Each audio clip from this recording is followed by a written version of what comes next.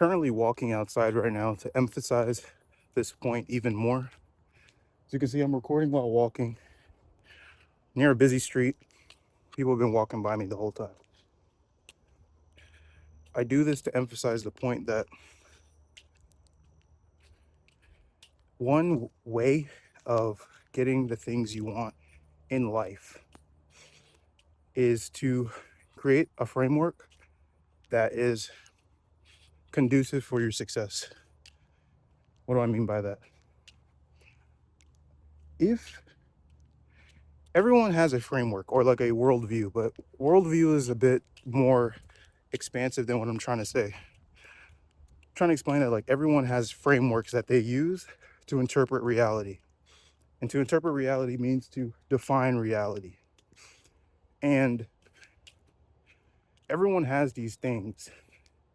And a lot of people have frameworks and a worldview, but more specifically frameworks that actually play against them. And you don't want to do that because it's almost like having a Windows PC and then trying to run Mac applications. It's like you don't want to do that. Like it's not in your favor. So you want to change that framework. But what a lot of people do is they'll actually attempt to take actions that don't align with their current frameworks. And a lot of people's frameworks are actually subconscious, meaning that like it's below the depth of their actual awareness.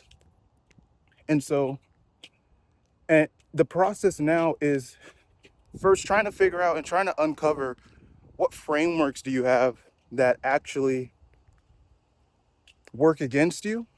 And it's easy to understand and know whether this is actually something you're going through or not, because self-sabotage is one way that manifests, where you start literally trying to do something, but like for whatever reason, things just kind of block you, or even you block yourself and you're like visibly able to see that you're blocking yourself.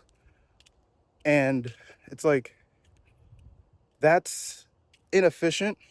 And the reality is that no matter how hard you try, you'll never be able to work against your programming.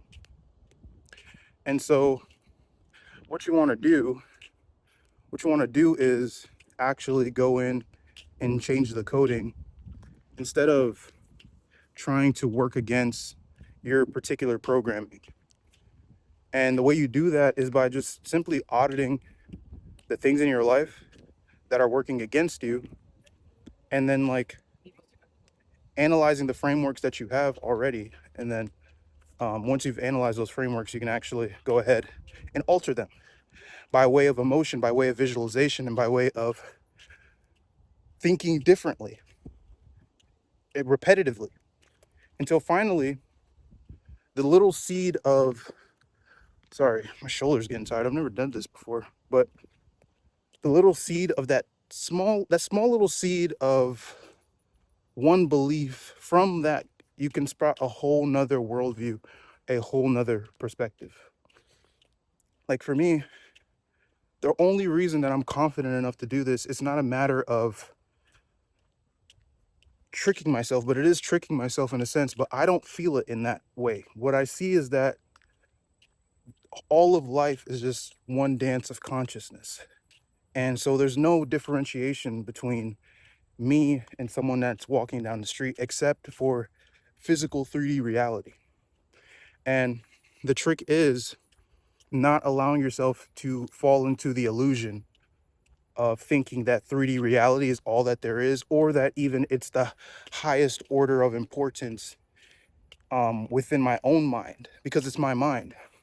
And so like now I see life as a dream, and I don't say this like facetiously or like tongue in cheek, but I legitimately see life as a game now. And so that's just my example where like I literally feel like I'm dreaming, and I lucid dream a lot, just to get, super personal about myself. Like I lucid dream a lot. I've been able to do it since I was like a teenager, like 12.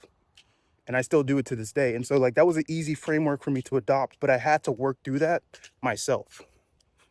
And so now, look what I'm doing. I'm like holding my arm with my other arm because my shoulder's just cooked. But like now,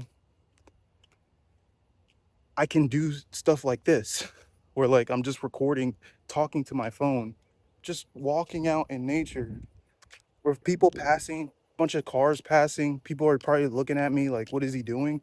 But like, I don't care because I switched up my framework. And so that's what you have to do for yourself. You have to get to the point where like you create a framework or you create a worldview that works for you. And then you could imagine like what this would do for your trading now, because now you can change your interpretation of losses and even wins and break evens and getting funded and payouts and making 10K, 50K, 100K in a month. You can change your interpretation of that. Now 3D reality to me is an illusion. So like, do I really, I honestly value my worldview or my way of seeing things right now as significantly more valuable than money. And again, I don't say this tongue in cheek, and I don't say that to try and convince myself in this video, but the reality is, it's the truth. At this point now, I don't value 3D reality or the illusion more than my own internal sort of state, or my frequency, or my spirit, or my energy, or my vibes, or whatever you want to call it. And so now for me, I'm at the stage now where I'm able to, essentially all I have to do is maintain my current way of viewing things, and naturally it'll just become more and more ingrained to where now it shifts from me consciously having to orient myself every morning to almost a level of unconscious competence. Because the truth is, the current frameworks that you have, you develop those, and now you've reached a point of unconscious competence where you run those frameworks, you run those interpretations, or you define reality in a way to where it's so quick now, it's like habitual. And so you don't even recognize when it happens. And you can do this with a new framework too, but it's about buying into it in the beginning. It's about becoming delusional in the beginning. But the thing is, delusion after time for you will just become common sense. And I'll end the video with that.